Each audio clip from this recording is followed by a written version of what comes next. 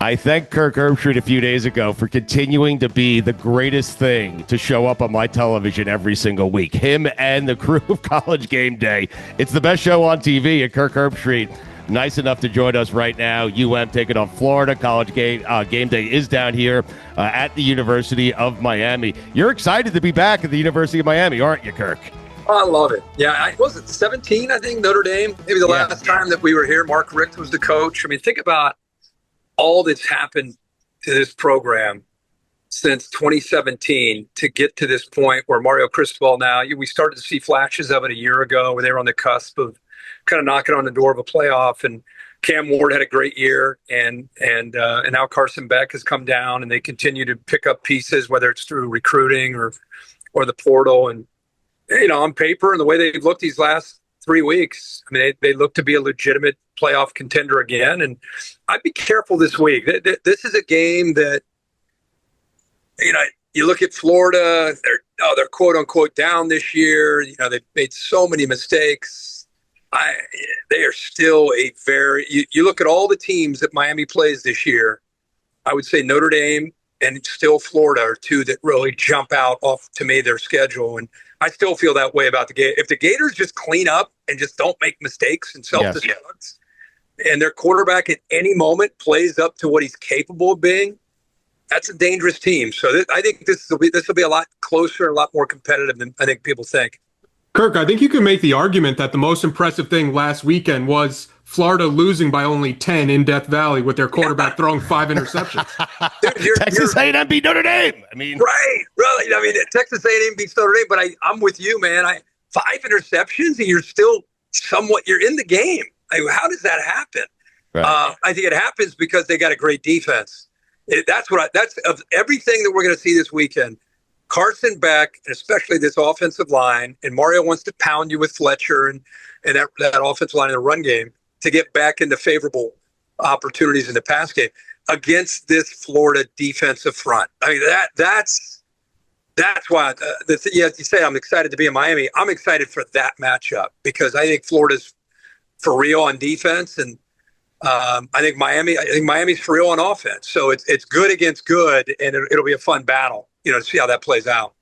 You're a big hockey fan. How excited are you for Matthew Tkachuk being the guest picker? Yeah. I thought it was going to be me, but it's okay. Go with Chucky. Yeah, I know. We got to make that happen on that game like this. I'm excited. I'm a Blue Jackets fan, a long-suffering Blue Jackets fan, but I follow the NHL, and we're going to have him on. I don't know if the cup's going to make its way to the set or not, but it's funny. A quick story. I go to the Derby every year, and we were there about, I don't know. I get my years mixed up. Maybe 5-6 years ago, and Vinny was there, the owner of the Panthers, and he had a horse that year that ended up winning the Derby. Right. And we're hanging out. And this is before the Derby. We're hanging out BSing, and Bob wasn't yet. He was a free agent, but he hadn't left the Blue Jackets. There was a lot of talk about Bob might be leaving. He's played his last game as a Blue Jacket, and he's got his sunglasses on, and we're talking. He's like, "I hear you're a Blue Jackets fan," and I said, "Yeah." And he's like, "Hey, I'm sorry. I'm sorry. I'm gonna have to take your goalie." And I was like, "What?" Because there was a lot in the media. There's a lot of talk about he wants to go to Miami and he wants to leave Columbus, and then for the owner of the Panthers, off the record, to say to me in a social setting where we're just kind of hanging out at the Derby of all places, where eventually his horse would go on to win the Derby. "Yeah, I'm gonna take your goalie." I'm like, oh, I'm having such a good time right now. By the way, the Derby weekend is the highlight of my personal calendar every year. Right. It starts on a Thursday night at a great dinner. It's a bunch of family and friends. It's like a reunion. And then for him to drop that on me, and then sure enough, Bob left a few weeks later. He signs with the Panthers, and as we know, the rest is history with what he's been able to do and the success that they've had. So congrats on taking Bob. And I don't think we've been very good since he left, but you guys are enjoying a hell of a run with it. Yeah, back-to-back cups, 3 straight Stanley Cups. Yeah, did he look at you when he said he was taking your goalie? Like, did he even look at you, or you just said, "I'm taking your goalie"? Like, no, yeah. I mean, he was busting my chops about it. We had a mutual friend that was his financial guy that was a buddy of mine, and And he's like, yeah, Kirk's squirming over there because he's worried you're going to take Bobrovsky. And he's like, oh, that's happening for sure. I was like, oh, I go, are you serious? Because there was, in the outside world, there was at that time, all kinds of talk about it. And he just dropped the hammer right there on me and said, oh, yeah, we're taking him. Sorry. And man, it's like having that when you get the right quarterback in the NFL, you got a chance. Yeah. And when you get the right goalie, obviously, you got a chance. And man, Bob has been, along with they put it together a really good team around him. But no doubt, boy, when you got Bob between the pipes, you're just starting there. You got a shot. So yeah, it'll be fun. I can't wait to have him. I think it'll be good on the set with Kachuk. He'll be him and Pat together. Oh, forget it. Yeah. I don't even know how we're going to get to the picks. Those guys. Yeah. Well, that's okay if you don't get to them. That means it's entertaining. That means you're having fun. Oh, yeah, for sure. Reese was telling us the other day that he's already arrived at the point where he doesn't know what day it is, what week it is. Are you there as well? Oh, my God. Absolutely. I think I was in Buffalo last night. You were. I was watching, yes. Yeah, that happened. Yeah, and now I'm here. By the time next week, I'll be in Phoenix for Cardinals Seahawks. I'll get there on Wednesday, and we'll prep and we'll do whatever we do. We'll get done calling that game. I'll fly more than likely. I think game day is going to go to the Whiteout, the State College for Oregon at Penn State. So I'll fly through the night. I'll get to State College at, 4 in the morning, I'm guessing. And then we'll do game day. And then I'll fly down to Between the Hedges in Athens, and I'll do Alabama and Georgia. Jesus. And I think that's when it'll officially, you get to that point where you just have absolutely no idea where you are.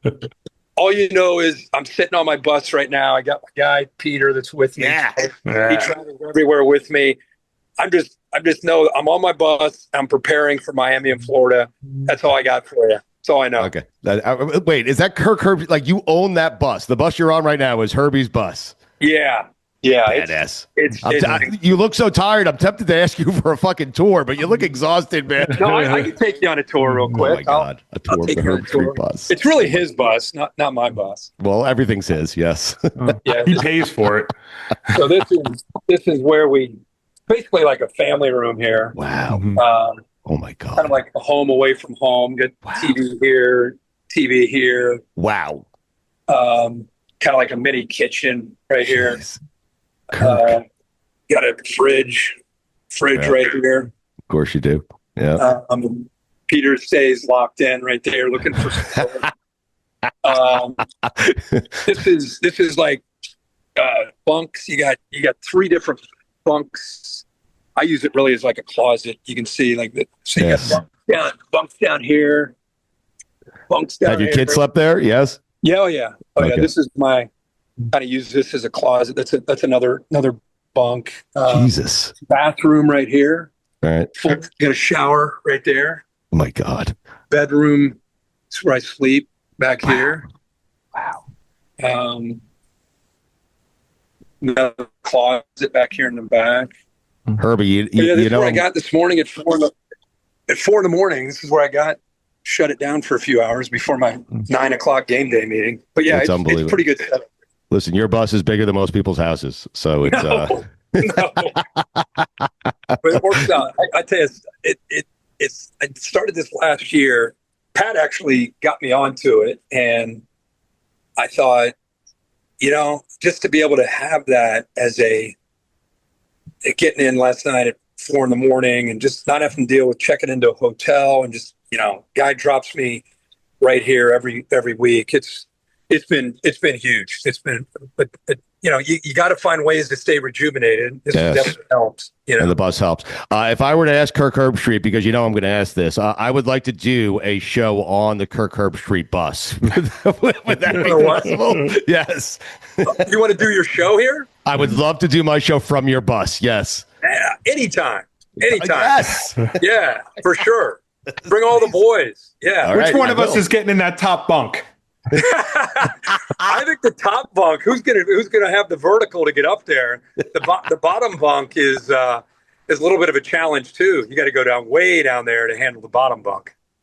Kirk, have you had a chance here? We spoke to Reese about this to kind of reflect on Lee's final show. Because I thought you guys did such an amazing job sending him off. But it's tough to tell when you're kind of in the middle of it. You were certainly right in the middle of it. After it was over, did you look back or did you watch it back and say, man, that was awesome? Because that was the perfect send-off, at least in my opinion, for Lee Corso. Yeah, I thought ESPN, sometimes you take things for granted. It's easy to just have a miss. I thought ESPN deserves all the credit for all hands on deck from the hour special that they did on him. I went down to Atlanta at the College Football Hall of Fame and helped film some of that with him, and super emotional, doing that, especially with just he and I in that theater when he was watching people basically say things to him. And it's just he and I in that theater along with a couple camera people, and that his family, his kids, his colleagues saying just what he meant to him. And then the last person who spoke on that was me, and I got pretty emotional. And then it went black in that room where he and I are just sitting there alone with a couple camera people, and he's sitting down there. No one. There was no producer. It was not a staged thing like, okay, this will happen and then you do that. It was just like, I was sitting there thinking, what do I do? And he was kind of sitting there by himself. And I just kind of went down there. It was a small theater. And I went down there, walked down, and just put my arms around him and kind of held him and hugged him. And normally he gives you a hug and he kind of lets go. And he wouldn't let go. Mm. And we kind of held on to him for maybe a couple minutes, and he was crying, which made me cry. And I let go and kind of looked at him, and he had tears coming down his eyes. And he's like, that was so strange. He said, I felt like I was dead, and I was at my funeral and people were talking about me. And I said, that had to be so weird. I said, but here's the neat thing. You're alive. Right. And you got to hear those words. A lot of times people don't. A lot of times people don't. A lot of times it isn't until you're at someone's funeral and you have that moment. So that to me is where I kind of got all my emotion out, that experience. I thought everyone was like, oh, you're going to be a mess on that last show. And I really wasn't at that stage. I think he and I having that time alone in Atlanta is where I kind of got all that out. And then that day, ESPN did a great job of celebrating him. Really want to tip my cap to Ohio State for the job they did. We worked for months on trying to make sure that's sacred territory for Ohio State pregame with their marching band and what they do at the beginning. And the fact that they spelled out Corso and Script Ohio, and they put us out on a stage and put us up on the speakers, it put us up on the screens, and let Lee have that last moment for his last headgear. It started there with Brutus, and it ended his last one with Brutus. It was just very touching. I haven't really, until I'm talking to you, because everything just has been in fast forward since then. Yeah. I really haven't had a chance much to reflect on it until I'm talking to you right now. So, yeah, but I will, and I'm going to call him as often as I can and keep him connected. And he'll always be a part of us, and his spirit will always be a part of College Game Day. Wow. First, Stu, I want to thank you for just making this as hard of a transition as it is as possible, jumping in and getting that question in before I could ask my totally irreverent question. But no, really, thank you for that. You just mentioned, well, like 10 minutes ago now, because of Stu, how you just called Dolphins Bills. And the Dolphins, I mean, they're screaming for Mike McDaniel and Tua and Greer to go and all this stuff. But I mean, on the other side, you got Florida tomorrow. They were ranked, 13th at some point this year. Who's the most disappointing team in Florida right now? Throwing Florida State in there, too. Florida State's doing pretty good right now. And by the way, if Miami takes care of business Saturday, imagine in a couple of weeks, this is going back to the way it used to be when I was in high school and college, Miami, Florida State, it just didn't even matter who's playing, who's on the team. You just circled that game. That was like game of the year.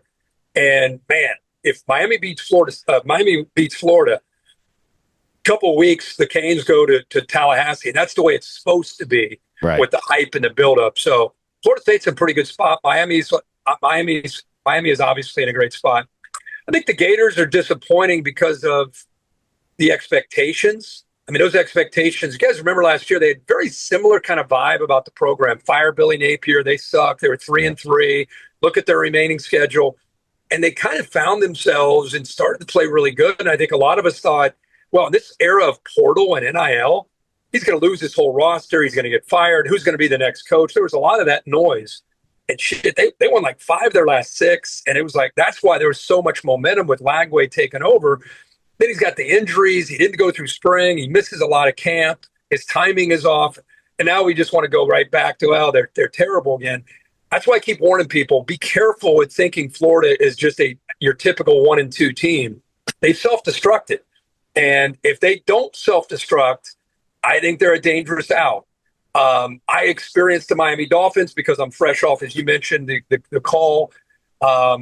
I thought as we did our game, either Miami's going to look completely fractured and they're going to get embarrassed on national TV, or they're going to kind of get backed into a corner and stick their middle finger up at the entire country, including their own fans, and say, we got some fight to us. And I don't know how you guys felt. We talked about it throughout the entire telecast. They fought. They fought. You know, and if they play the way they did last night against the Browns and your Jets, and I think they have the Panthers coming up and maybe the Chargers in these next – it's a team that very easily, if they can play the way they did last night, very easily can right the ship. It's a 17-game season.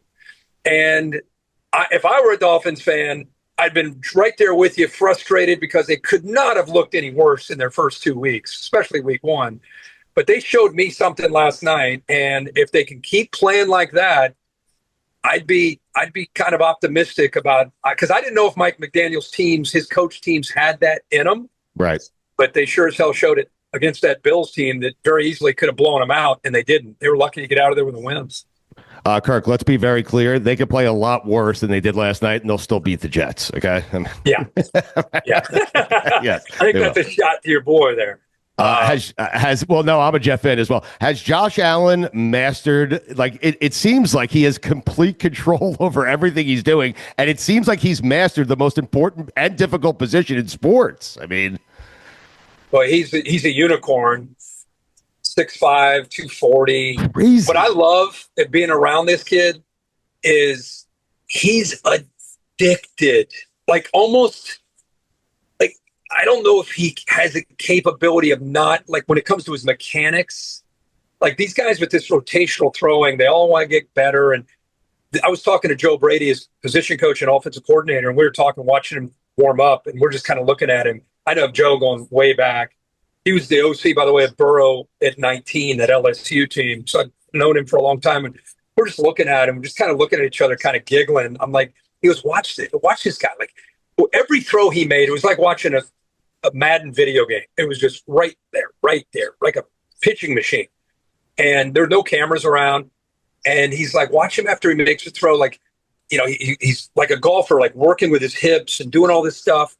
And then when the defense is out on the field, he'll get on the headsets and then he'll go right back to throwing. And he's like, he wants to find the perfect slot. You know, it's like Tiger Woods being a great golfer in his prime.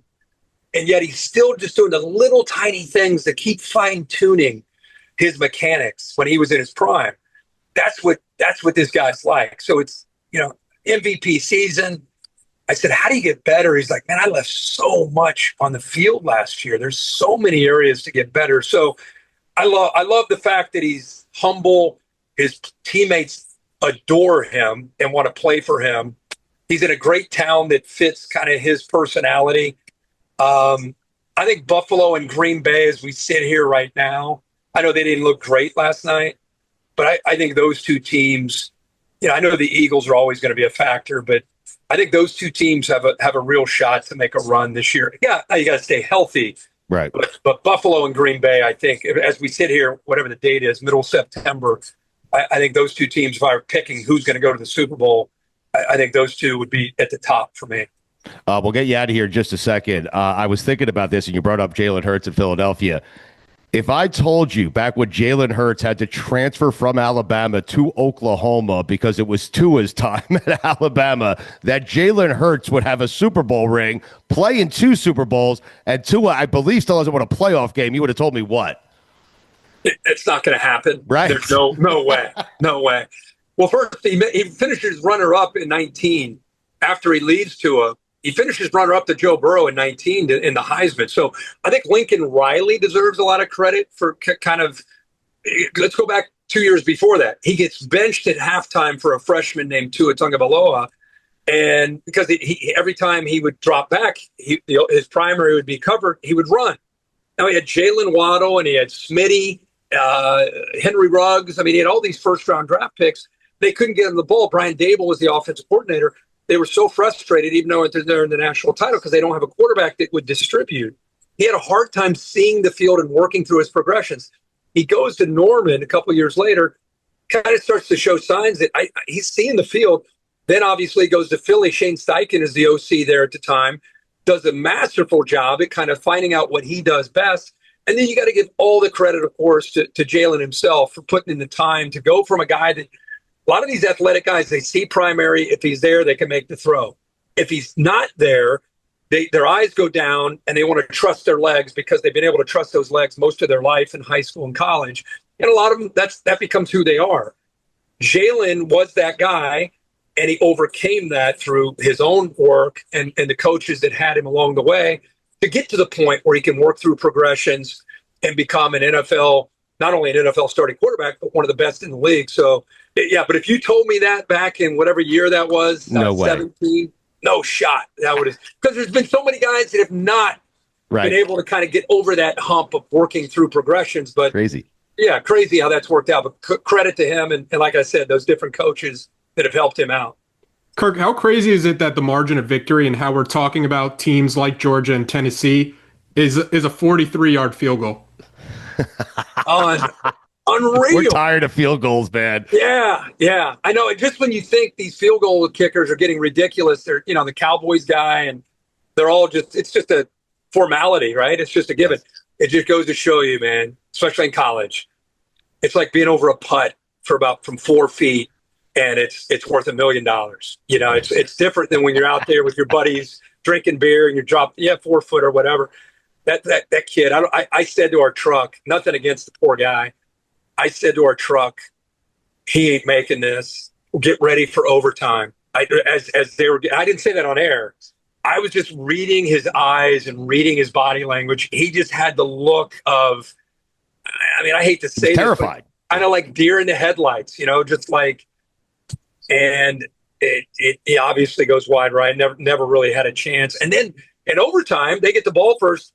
They don't score, and he's almost in the exact same spot, and he puts it right through to be able to give him 3 points. My fear, I'm a dad of 4 sons. My fear in the world that we live in with social media is I can't imagine if he has social media what he received from drunk fans. It just, you know what I mean? Or people who lost money, right? Exactly. Yeah, lost money. These guys get death threats. They get all kinds of just ridiculous things. But I'm going to say this.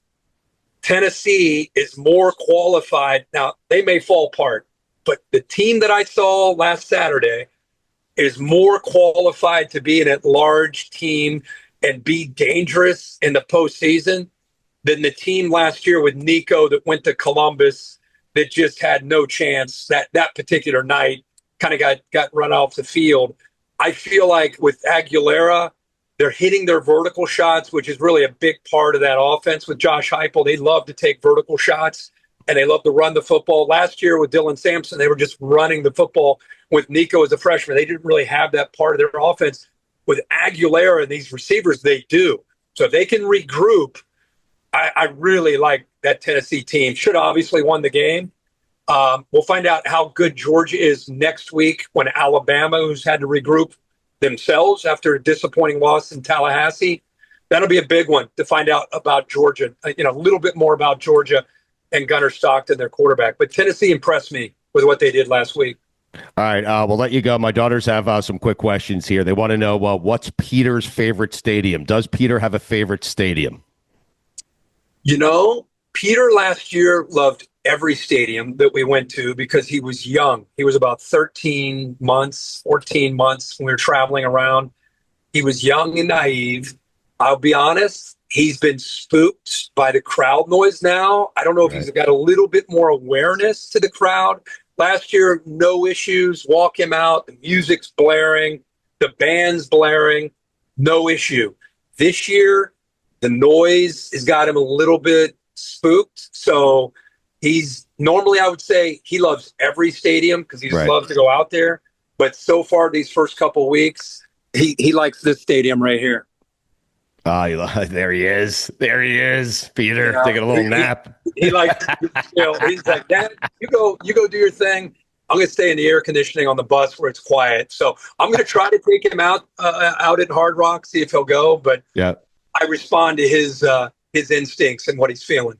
Who does Peter? This is from Emma. Who does Peter like most on the set? Not named Kirk Herbstreit. Emma, I think he likes Pat McAfee the next because Pat gives him attention.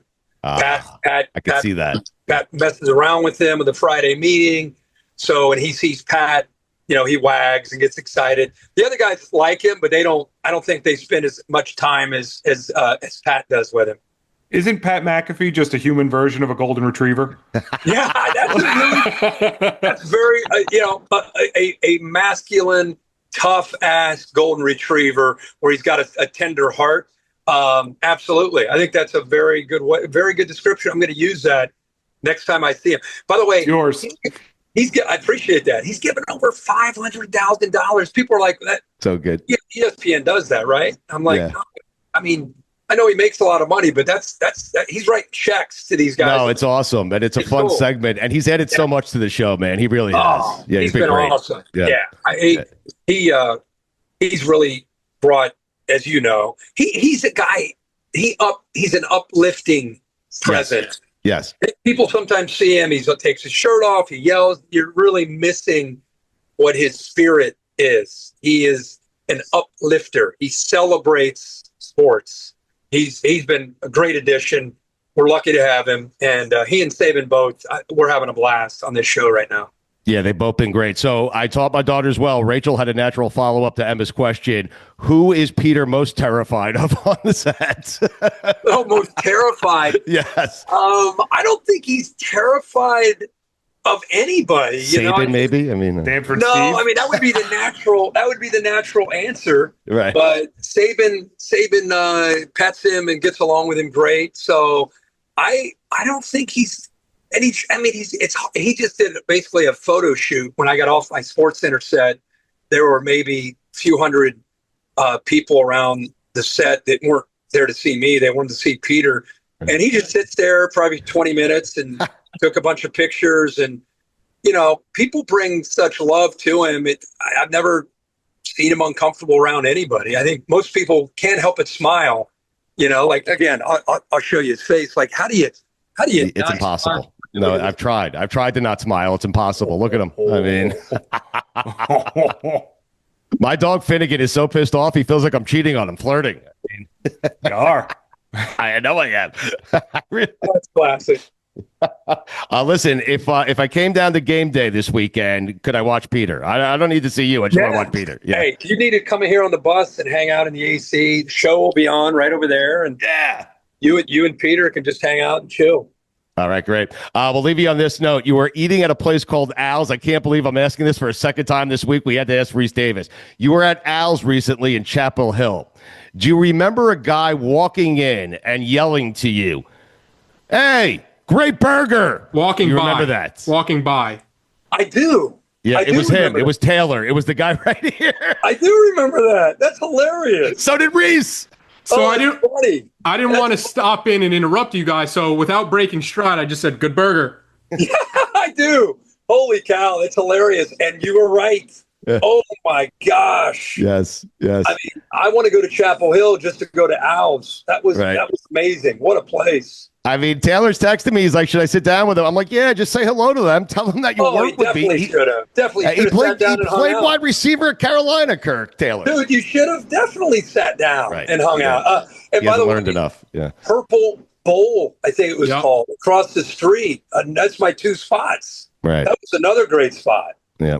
Unfortunately, our football team doesn't look like it's going to give you a reason to come back, but no, I don't think so. We'll see what happens this weekend against Central Florida. But I love that campus. Peter had some great walks. That was an awesome campus. I love that. What is it, Franklin Street or whatever, that downtown? Yeah, that's great spot. Well, if you go to visit that campus as an 18-year-old and somehow don't go there, that would be shocking. I don't think Bill's going to have a hard time getting guys to want to go to that school for him, but also just to hang out on that campus. Great. Could not have been more impressed by Chapel Hill. Kirk, we know it's a busy time for you. We appreciate the time. Thank you so much for doing this, and thanks for being the best thing on our television, man. Seriously, we appreciate it. It's our pleasure. We love it. Hopefully that comes across how much we love to do it, and you guys love to do what you do, so you get it. But anytime, man, catch up anytime, and tell Emma and Rachel that they can come by and say hi to their guy if they want to. Yes. I mean, Kirk, I put them in that bus with Peter. They're never coming back to me. Man, you can have them. I mean, I love it. That's classic. We appreciate it, man. Get some rest, and we look forward to the call of the game on Saturday. Thank you.